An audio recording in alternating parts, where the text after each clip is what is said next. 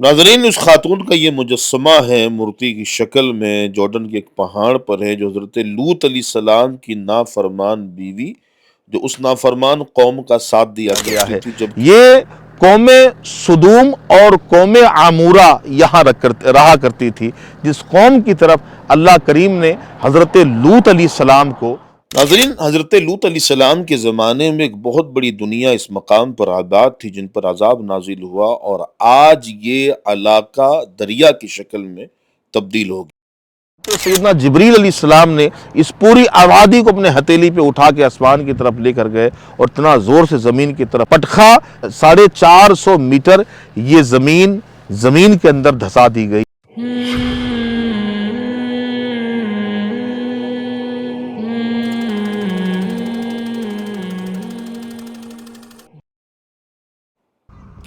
अस्सलामु अलैकुम वरहमतुल्लाहि वबरकातुहू।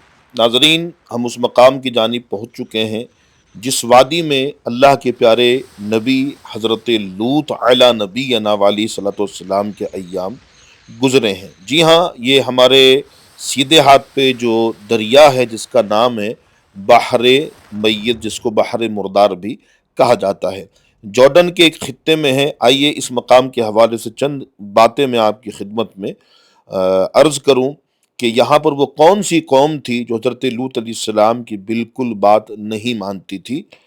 ये सामने जो पहाड़ है, इस पहाड़ के ऊपर हजरत लूत अला नबीना अलैहिस्सलाम का मकान है, जो उन्हीं की तरफ मंसूब किया जाता है। लेकिन इससे पहले इनकी नाफरमान बीबी, जिसका नाम वाहिला या वाइला था, हम पहले उस तरफ बढ़ते हैं। बल्कि उससे पहले एक चौराहा है, जिस पहाड़ के गार के अंदर से गर्म और ठंडा पानी निकलता है। दो मकाम है जहाँ से गर्म और ठंडा पानी का खुरूज होता है।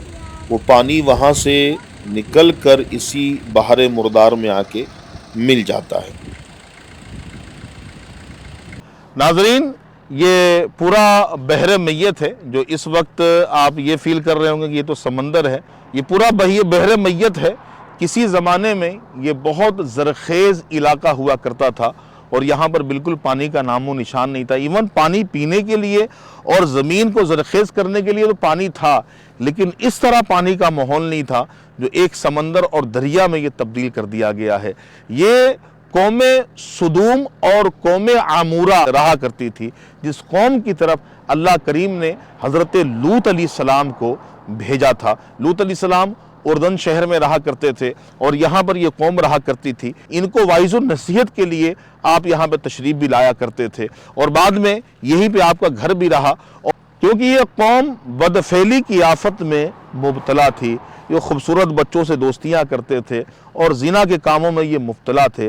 आप अला नबीना अलैहिस्सलाम इनको समझाया करते थे, लेकिन ये नहीं माना करते थे। आपकी नफरमानी भी करते थे, बुत परस्ती भी करते थे, आपकी बात बिल्कुल नहीं मानते थे। इवन कि आपकी जो ज़ौजा थी उन्हीं का साथ देती थी और उनके सामने जनाब लूत अला नबीना अलैहिस्सलाम को मजनून भी कहा करती थी। आज निशाना इबरत बना दी गई है। ये बहुत बड़ी आबादी थी, इनकी तबाही का सबब क्या बना? यही एक गुनाह था। इसके अलावा भी गुनाह करते थे, बुत परस्त भी थे। अल्लाह के हुक्म से हजरत सैयदना जिब्रील अलैहिस्सलाम ने इस पूरी आबादी को अपने हथेली पे उठा के आसमान की तरफ लेकर गए और इतना जोर से जमीन की तरफ पटका, 450 मीटर ये जमीन के अंदर धसा दी गई और वहाँ से पानी निकला। आज ये दरिया की शक्ल में तब्दील हो गया है। अल्लाह करीम की बारगाह में सवाल करते हैं, मौला ताला तेरे हबीब का सदका, तेरे और तेरे महबूब की फरमा बरदारी में हमें ज़िंदगी गुजारने की तौफीक अता फरमा।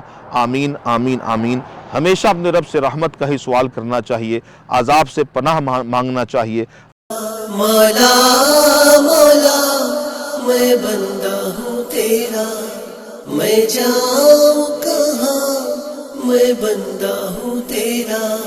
मौला मौला, मैं बंदा हूँ तेरा, मैं जाऊँ कहाँ, मैं बंदा हूँ तेरा।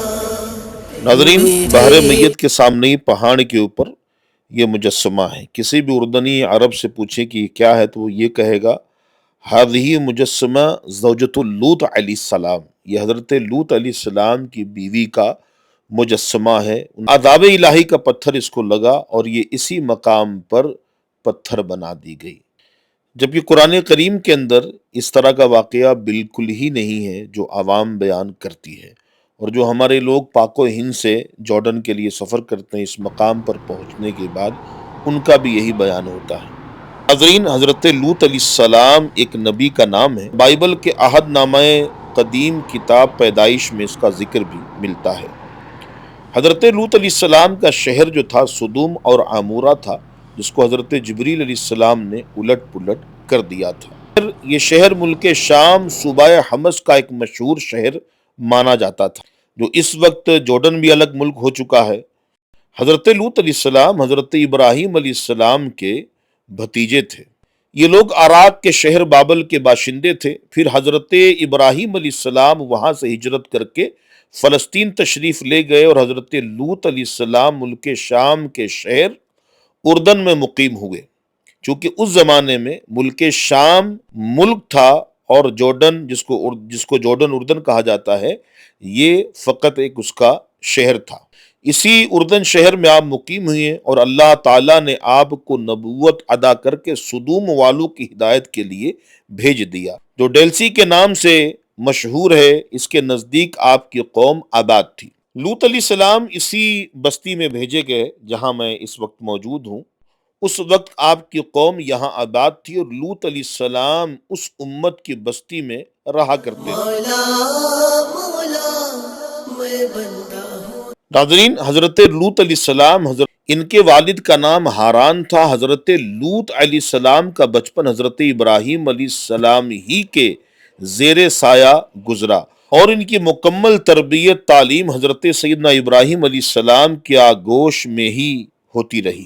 یہی وہ نافرمان قوم آباد تھی، قوم سدوم، قوم عمورہ، جو بدفعلی کی گناہ میں مبتلا تھے۔ حضرت لوط علیہ السلام منع کرتے تھے، لیکن وہ نافرمان قوم بجائے ان کی بات مانتے، شکریہ ادا کرتے، ان کا مذاق اڑاتے تھے۔ ایون کہ آپ کی زوجہ، جس کا واہلہ یا وائلہ نام تھا، وہ ان کو پیٹھ پیچھے مجنون بھی کہا کرتی تھی، منافقہ تھی وہ۔ یہ مجسمہ اسی خاتون کا بتایا جاتا ہے، جبکہ ایسا نہیں ہے۔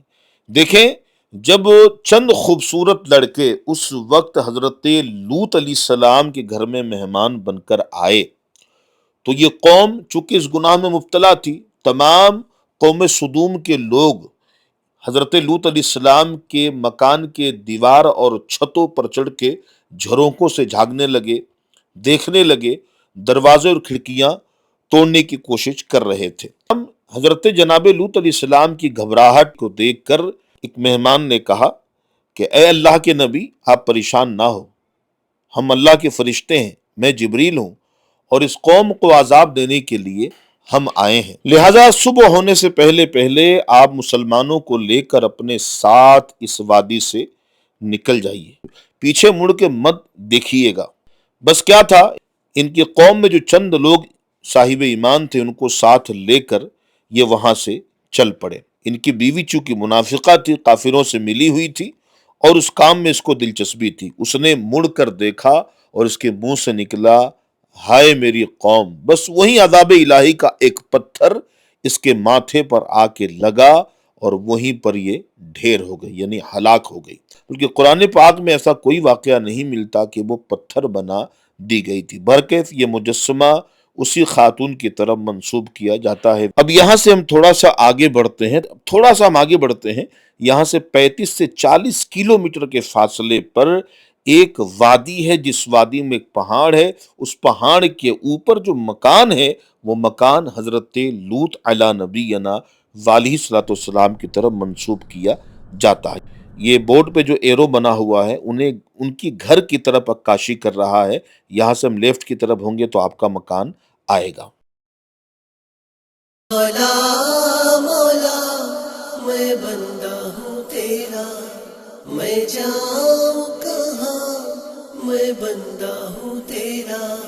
مولا مولا میں بندہ ہوں تیرا۔ چلے یہاں پر آ چکے ہیں ہم۔ اس کے آگے کا جو سفر ہے وہ پیدل ہے۔ اس طرف ہم کو جانا ہے پیدل چل کے، یہاں سے یہ وہ سیڑھی ہے۔ آ جا بھائی نفیسہ، آ جا۔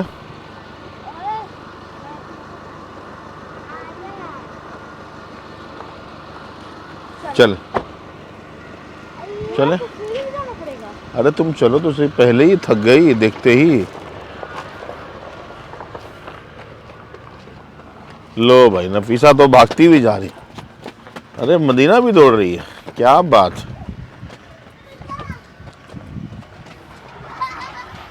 دوڑتی دوڑتی جاؤ گی تھک جاؤ گی. نارمل چلو نارمل. آگے چلو. میں بھی آ رہی ہوں. سطح زمین سے ہم کافی بلندی کی طرف آ گئے ہیں اور